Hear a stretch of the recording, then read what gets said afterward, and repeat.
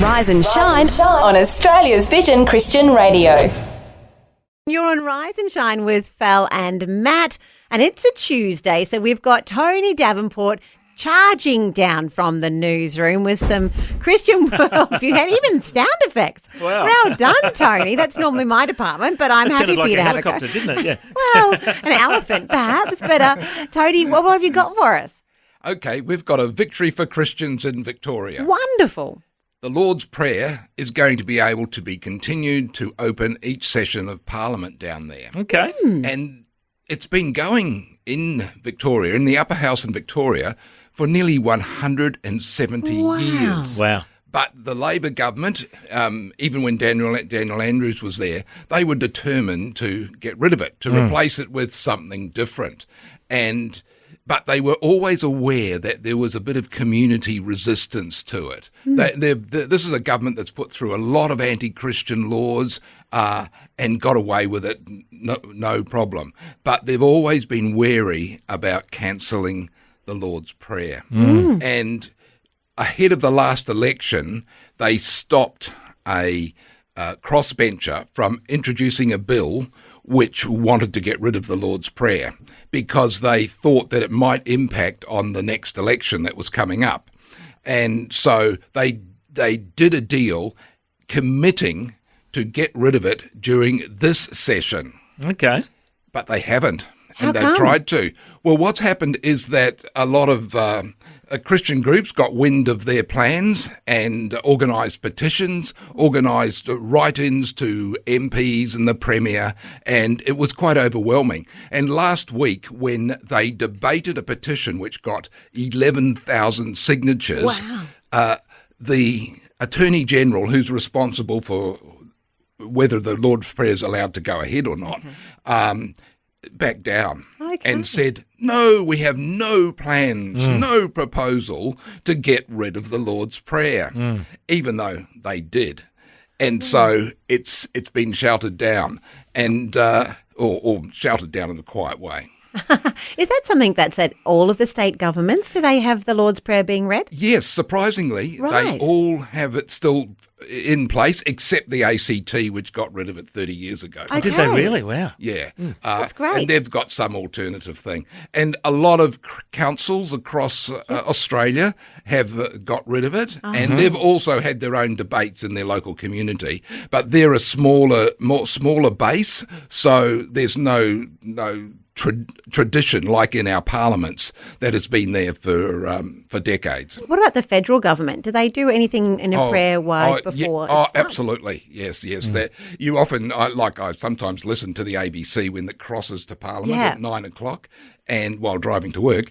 And yes, I hear the Lord's Prayer. I Isn't that love good, hey? that. Isn't that Yeah. great? Because Yeah. I think it's so exciting to know that our nation was birthed on Christian principles and to see that still operating is really exciting. Exactly, because the Labor government, even though a lot of it is anti-Christian, and Labor governments for that matter, they're anti-Christian, they realise the sentiment in their communities because there's a lot of tradition there, even from a lot of people that don't go to church. You know, they were brought up Catholics and they knew the Lord's Prayer. That's the one thing they know. A lot of the older people had the Lord's Prayer at school, in public schools. I remember that, many years ago. Yeah. So it's a tradition, and I think it's great that it's staying in place. Wonderful. And, you think about it, in the US, there's been all sorts of talk about prayer in schools over the years and all that kind of thing. And, I remember Carmen actually released a song years ago, It's Our Turn Now, and he talked about all the bad things that happened in the US when they took prayer out of school. The reality is there is power in prayer, isn't there? Oh, absolutely. And I remember, I think it might have been Billy Graham's wife. So she was really strong on this. Of course we're not a Christian nation anymore because you took the prayer out of schools. And how even more important, Parliament, really, where we're making laws that are going to impact us all. Yeah. Our first job is to pray for Parliament, isn't it, for people in authority. Absolutely. Absolutely. Well, if people want to find that article, they can search it up on the Vision website, vision.org.au. We've got Tony from Vision News. We'll continue this conversation real soon on Vision. We've got Tony here bringing us news with a Christian worldview from the newsroom. What else have you got for us, Tony? I've got a couple of supermarket stories Okay. with a Excellent. Christian twist. Now, there was in New Orleans, in Louisiana, there's quite a well-known news presenter called Karen Swenson. And when she went to the supermarket, her local supermarket there, she saw an old man pushing trolleys.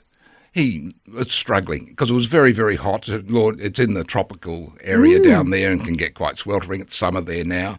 And so she went over and asked him, "Why are you doing this job?" And he said, "To eat."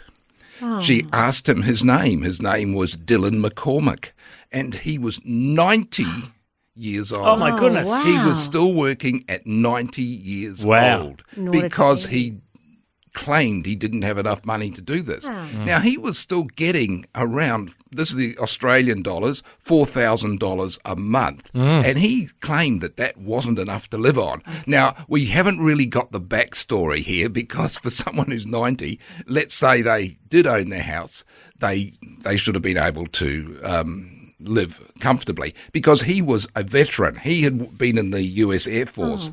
Now, it looked like he was in the Air Force for most of his life and he should have got quite a good veteran's pension, but he claimed it didn't cover him. So Karen Svensson saw this, and she also saw a lot of Christians coming to Dylan's aid, helping him push the trolleys around the market, around the supermarket car park. And one of them was an older Christian guy as well. He was about 75, and he said the Matthew quote that says, "Do unto others that you would have them do unto you." And even though he had a limp, he was still out there pushing trolleys as well. So Karen set up a GoFundMe fundraiser, and it got $350,000 in 24 hours. Oh, my goodness. Wow. Awesome. So Dylan is going to donate a quarter of that money to a church. Now, I don't even know whether he goes to this church, but he's going to donate that to the church. And he will keep working one day a week because he says, if you don't work, you don't live. That was his philosophy. He obviously has a really good work ethic. And Matt, you might be interested in this one. Yeah. A supermarket in Massachusetts has been invaded by a flash mob from a local church. Oh, yeah. Oh, here we go, And Matt. This yeah. is up for you. You could do this. That sounds cool. Now, this was a big Walmart supermarket in America. So obviously it had a lot of space.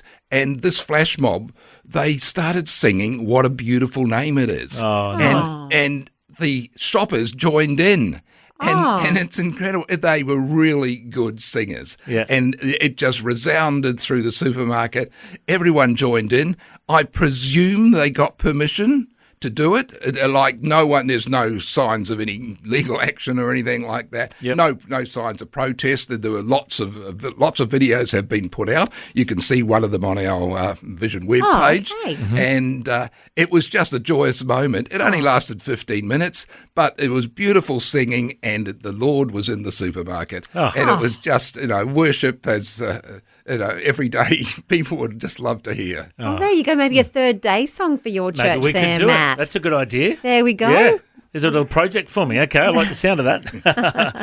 I love it. And often at Christmas, you see Christmas carols Yeah. as a flash mob in the shops as well. Yeah. It's just a great way to shine our light in the public marketplace, hey? It is. Very cool. Once again, if people want to find out more, they can go to vision.org.au, search up Vision National News. Thank you so much, Tony. God bless. Thanks for taking time to listen to this audio on demand from Vision Christian Media. To find out more about us, go to vision.org.au.